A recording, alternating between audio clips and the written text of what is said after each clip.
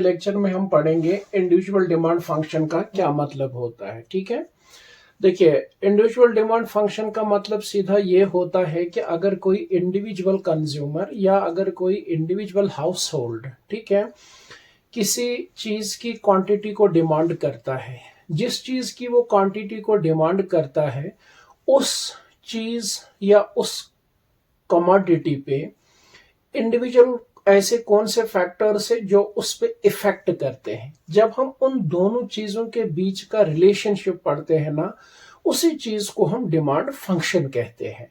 यानी किसी individual consumer की जो क्वांटिटी डिमांड होती है किसी चीज की, और उस इंडिविजुअल के जो फैक्टर्स होते हैं या फिर जो वो फैक्टर्स होते हैं जो इफेक्ट करते हैं उस इंडिविजुअल कंज्यूमर की इस क्वांटिटी डिमांड पर, तो दोनों के बीच का जो रिलेशनशिप होता है ना, उसी को हम बोलते हैं इंडिविजुअल डिमांड फंक्शन। जब हम इंडिविजुअल डिमांड फंक्शन को पढ़ते हैं तो इसको हम सीधे एक्सप्रेस कर सकते हैं इस तरीके से, यानी हम यूं कह सकते हैं कि individual demand can be expressed like this या एज। तो यहां पर मैंने क्या लिखा है, dx is the function of px, pr, yt and f। ठीक है, अब इस चीज को जरा आप यहां पर समझिए।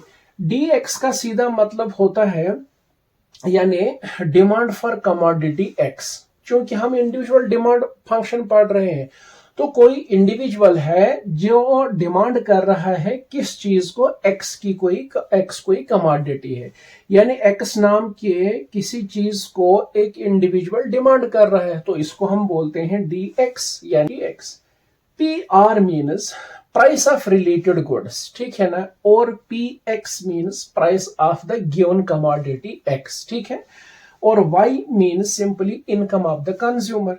T stands for tastes and preferences and F stands for expectation of change in future in price। ठीक है ना, यानी इसका मतलब ये हुआ कि ये चीजें जो यहां पर मैंने लिखी है P R P X Y T and F, ठीक है ना, ये सभी वो फैक्टर्स हैं जो इस चीज यानी जो इस कमोडिटी एक्स की क्वांटिटी डिमांड पे इफेक्ट करेंगे। ठीक है ना, तो इन सभी फैक्टर्स और इस डिमांड ऑफ एक्स के बीच का जब हम रिलेशनशिप पढ़ते हैं, फंक्शनल रिलेशनशिप जांचते हैं, परखते हैं, उसी चीज को हम क्या बोलते हैं, इंडिविजुअल डिमांड फंक्शन। ठीक है ना, तो हम यूं कह सकते हैं कि राइट हैंड साइड में इन ब्रैकेट्स के अंदर जितने भी वेरिएबल्स हैं, यानी ये सारी चीजें जो यहां पर हैं, इनको हम क्या कहेंगे, वेरिएबल्स। ठीक है ना, ये क्या है, वेरिएबल्स। ठीक है ना,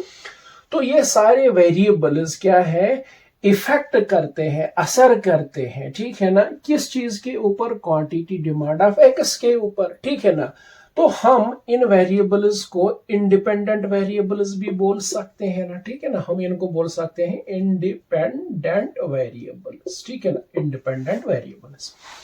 और ये डी ऑफ एक्स जो है ना, इसको हम क्या बोल सकते हैं, डिपेंडेंट वेरिएबल। ठीक है ना, इसको हम क्या बोलते हैं, डिपेंडेंट वेरिएबल हम इसको बोल सकते हैं। ठीक है ना, तो इंडिपेंडेंट वेरिएबल्स जो है ये इफेक्ट करते हैं, असर करते हैं किस चीज को, डिपेंडेंट वेरिएबल को। ठीक है, अब इन दोनों के बीच का जो रिलेशनशिप है, उसी रिलेशनशिप को हम क्या, इंडिविजुअल डिमांड फंक्शन बोलते हैं।